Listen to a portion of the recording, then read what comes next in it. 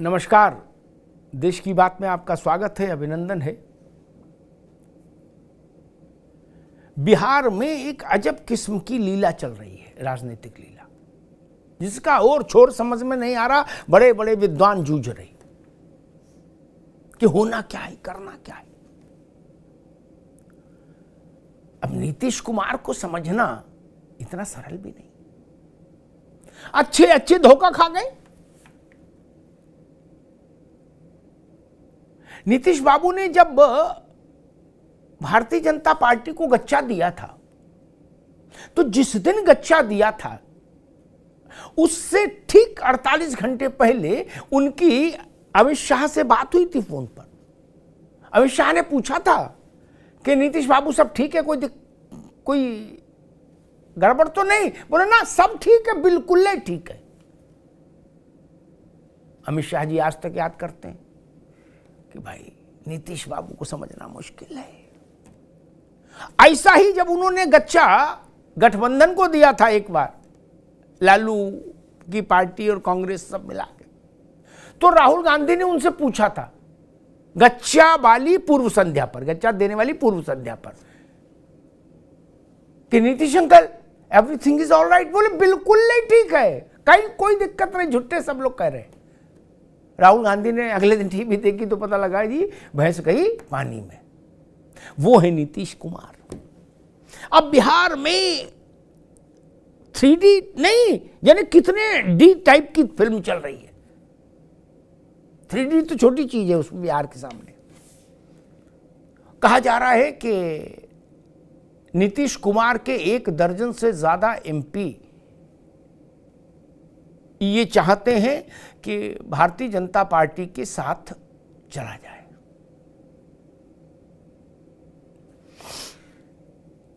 और लालू प्रसाद यादव के साथ पारी समाप्त की घोषणा कर दी जाए।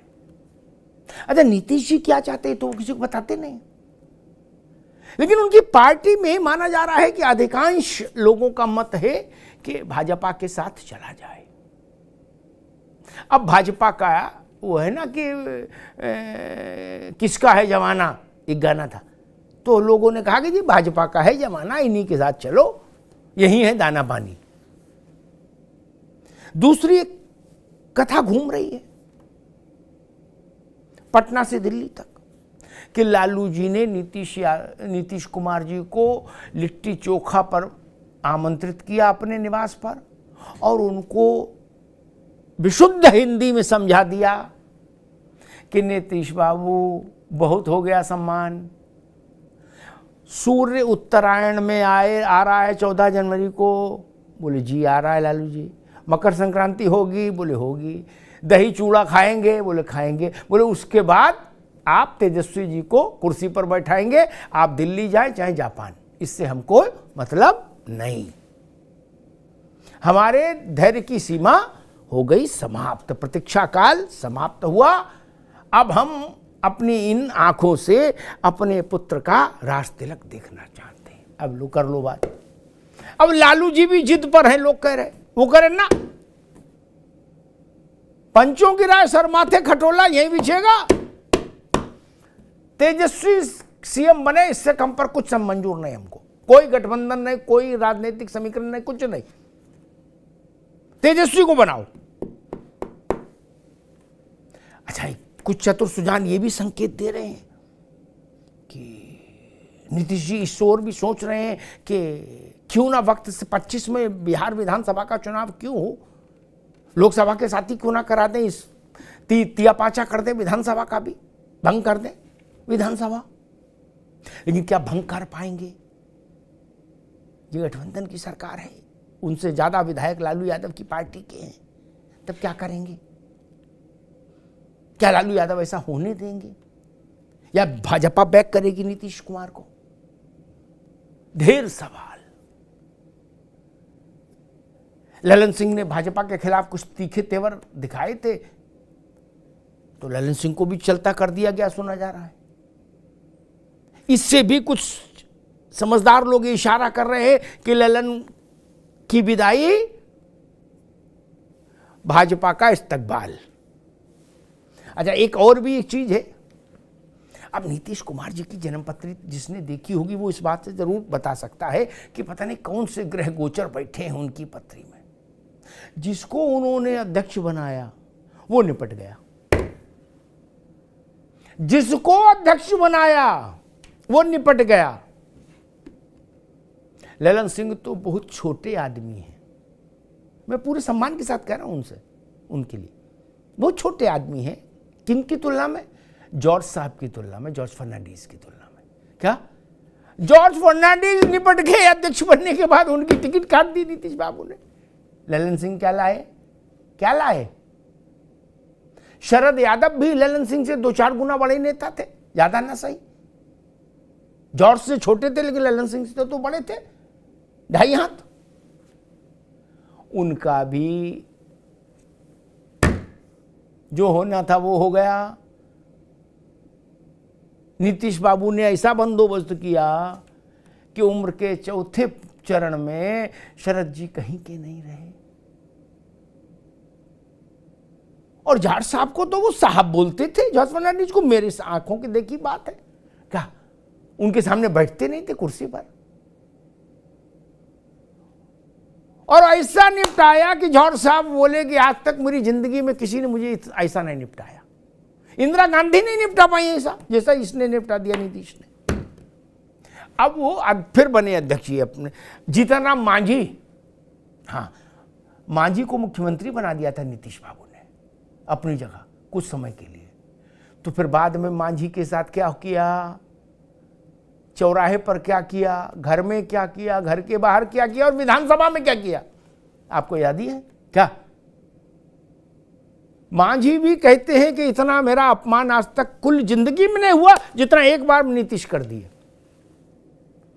तो कुछ तो कलाकारी है, खाली तो नहीं हो सकता ऐसे। मतलब हर आदमी तो ऐसा नहीं खेल खेल सकता कि जॉर्ज शरद यादव ने, जीतन राम मांझी सबको निपटा दिया। अब उसमें फिर उस खांचे में, उस फ्रेम में मौजूदा कहें, भूतपूर्व कहें, क्या कहें उनको, ललन सिंह को, वो अध्यक्ष ललन सिंह कहाँ ठहरते हैं? कहीं नहीं ना।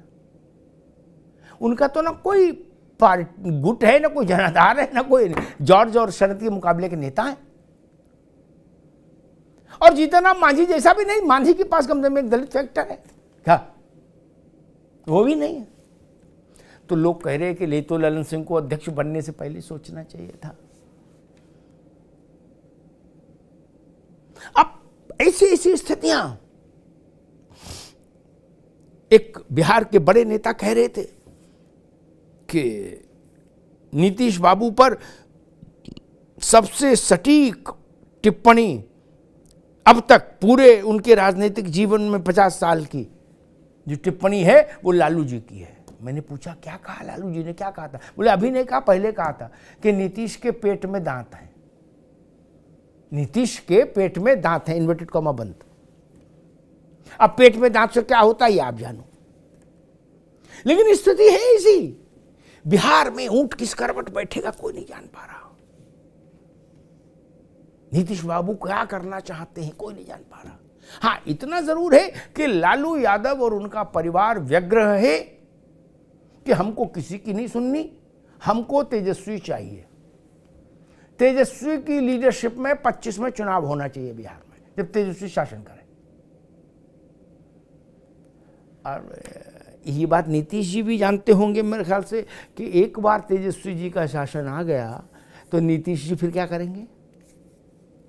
फिर चाचा चाचा नहीं रहेंगे, फिर भतीजा ही चाचा हो जाएगा। मुख्यमंत्री होने के बाद कोई भतीजा रहता है क्या? नहीं ना, भतीजा ही चाचा हो जाता है मुख्यमंत्री होने के बाद।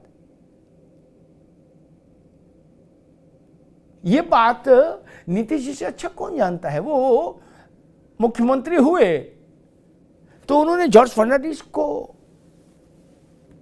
की सारी वरिष्ठता नाप दी। वो और ताकतवर मुख्यमंत्री हुए तो शरद यादव का कद इंची टेप से नाप दिया, नहीं ना। तब नीतीश बाबू ये भी जानते हैं ना कि अगर तेजस्वी एक बार बिहार के मुख्यमंत्री हो गए, और अभी तो लालू यादव खुद बैठे हैं तेजस्वी को सिखाने पढ़ाने के लिए, समझाने के लिए, तो उसके बाद अभी जो वो कहते हैं कि चाचा हैं हमारे और नीतीश बाबू कहते हैं कि भतीजा है हमारा, फिर कौन चाचा कौन भतीजा? शरद पवार अजीत पवार का देखा ना, वो भी चाचा भतीजे थे। ये तो सगे नहीं है, इनमें तो लट्ठम लट्ठा हो चुके कई बार, वो तो सगे चाचा भतीजे थे। वहां भी हो गया जो होना था। तो देश में इस वक्त जो सबसे बड़ी राजनीतिक पहेली घूम रही है वो यही घूम रही है कि नीतीश क्या करना चाहते हैं, एक, लालू यादव क्या करना चाहते हैं, दो, क्या नीतीश की पार्टी का जो मत है आंतरिक तौर पर कि भाजपा के साथ चलो वहीं मोक्ष है, वहीं कल्याण है, वहीं ऑक्सीजन मिलेगी, अब बाकी ऑक्सीजन सिकुड़ रही है। तो जनता दल यूनाइटेड के भीतर लोग चाहते हैं कि हम भाजपा के साथ जाएं, या नीतीश भी चाहते हों, लेकिन भाजपा के भीतर नीतीश को स्वीकार करने की मनस्थिति बनी है कि नहीं, ये भी तो एक बड़ा सवाल है। क्योंकि जो पिछली पलटी थी नीतीश जी की, भाजपा को डिच करके लालू जी के साथ आने वाली, उससे भाजपा दिल्ली से लेके और पटना तक बहुत ज्यादा आक्रोशित हुई। आपको याद होगा कि अमित शाह ने अपने हर बिहार के दौरे में इस बात को कई बार दोहराया मंच से कि नीतीश के लिए भाजपा के दरवाजे बंद बंद बंद। हालांकि राजनीति में जो बात मंच से कही जाती है, माइक से, वो हमेशा हो ऐसा भी जरूरी नहीं, लेकिन हां कठिन जरूर है नीतीश और भाजपा का मिलन। नहीं हो सकता ऐसा नहीं कह सकता कोई, राजनीति में सब कुछ संभव है, लेकिन इतना सरल नहीं है, क्योंकि दोनों के मन में बहुत खटास आ चुकी है और भाजपा अब एक बड़े राजनीतिक दल के तौर पर बिहार में अपना भविष्य देख रही है। तो क्या अब नीतीश बाबू भाजपा के जूनियर पार्टनर बनना मंजूर करेंगे, ये भी सवाल है। क्योंकि अब शायद भाजपा के लिए ये संभव नहीं होगा कि जनता दल यूनाइटेड को बड़े पार्टनर के तौर पर स्वीकार करे। ये तो हो सकता है कि वो कहे आप मेरी मोटरसाइकिल पर पीछे बैठ जाइए, चलाएंगे हम ही, ड्राइविंग फोर्स भाजपा रहेगी, पीछे बैठना तो बैठ जाएगी। ये भी एक बड़ा सवाल है। तो आने वाले कुछ दिनों में आप मानकर चलिए कि जनवरी के तीसरे सप्ताह तक, यानी सूर्य के उत्तरायण में आने के एक हफ्ते बाद तक बिहार पर नजर रखिए। बिहार में कुछ भी हो सकता है, कभी भी हो सकता है, किसी भी तरह की पलटी मारी जा सकती है, इधर से भी उधर से भी। धन्यवाद।